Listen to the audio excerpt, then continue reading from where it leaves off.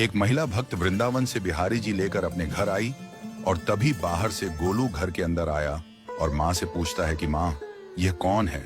तो मैया ने बोला, ये भगवान हैं और ये ही हमारे मालिक हैं। अब तो घर में जब भी कोई नई चीज बनती तो सबसे पहले बिहारी जी को भोग लगता। पहले यह सब चीजें गोलू को सबसे पहले मिलती थीं। इससे गोलू बहुत चिढ़ने लगा और मन ही मन ठाकुर जी को कोसने लगा। एक दिन गोलू की माँ काम पर जाते समय बोली, गोलू, यमुना जी से मटके में जल भर कर लाना। जब गोलू पानी भरने के लिए जाने लगा तो जाते जाते बिहारी जी को कहने लगा, खाने के लिए तो सबसे पहले तैयार रहते हो, लेकिन काम तो मुझे ही करना पड़ता है। अगर यहाँ रहना है तो काम करो। कहकर गोलू यमुना जी से जल भरने के लिए चल पड़ा।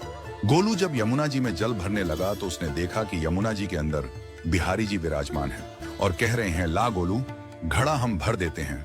गोलू उनको देखकर हैरान हो गया और बोला, नहीं नहीं, मैं अपने आप भर लूंगा। लेकिन ठाकुर जी ने उसके हाथ से घड़ा ले लिया और भरकर घर ले आए।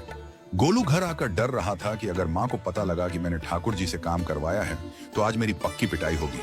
माँ ने घर आकर बिहारी जी को गीले कपड़ों में देखा तो एकदम से हैरान हो गई और कहने लगी कि गोलू, ये जरूर तेरी शरारत है, जरूर तूने ही इन पर जल डाला है। गोलू ने अपनी माँ को समझाने का बहुत प्रयास किया, लेकिन माँ ने उसको डांट कर चुप करा दिया और ठाकुर जी के भीगे हुए वस्त्रों को बदलने लगी।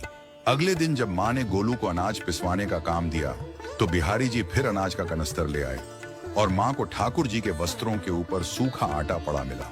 तो माँ ने फिर गोलू को डांटा कि तुझे पता नहीं कि ये हमारे भगवान हैं और तू भगवान के साथ शरारत करता है।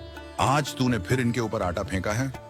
तो गोलू शपथ लेकर कहने लगा, नहीं माँ, मैंने कोई शरारत नहीं करी है।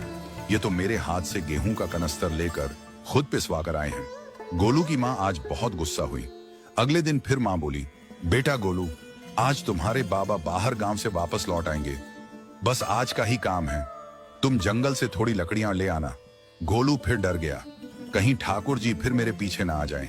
गोलू ने माँ को बोला कि मैं चला तो जाऊंगा, लेकिन बिहारी जी को समझा लो, वह मेरे पीछे ना आई। उसकी माँ हंसकर बोली, हाँ हाँ समझा दूंगी, तुम जाओ तो सही। गोलू जल्दी जल्दी लकड़ियां लेने जंगल में चला गया और माँ काम पर चली गई।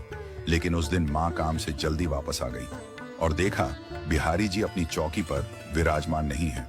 वह तो एकदम से घबरा गई कि कहीं गोलू की शरारत तो नहीं। वह भागी भागी जंगल की तरफ गई। तभी उसने देखा कि गोलू के साथ एक इंसान लकड़ियों को लेकर घर आ रहा है। गोलू की माँ यह देखकर हैरान हो गई कि यह तो बिहारी जी हैं। ये क्या हमारे भगवान हमारा काम कर रहे हैं?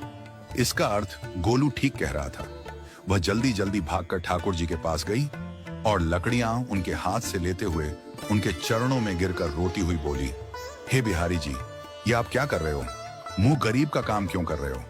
ठाकुर जी मुस्कुराते हुए बोले, हमें तो तेरे बेटे पर बहुत प्यार आता है। सब लोग हमें भगवान समझते हैं, लेकिन एक तेरा बेटा ही था जो हमको अपना मानता था। अपना मानकर वो हमें डांट भी देता था, हमारे साथ गुस्सा भी करता था, और जो हमें एक बार अपना मान लेता है तो हम उसके मान के लिए उसके ही हो जाते हैं।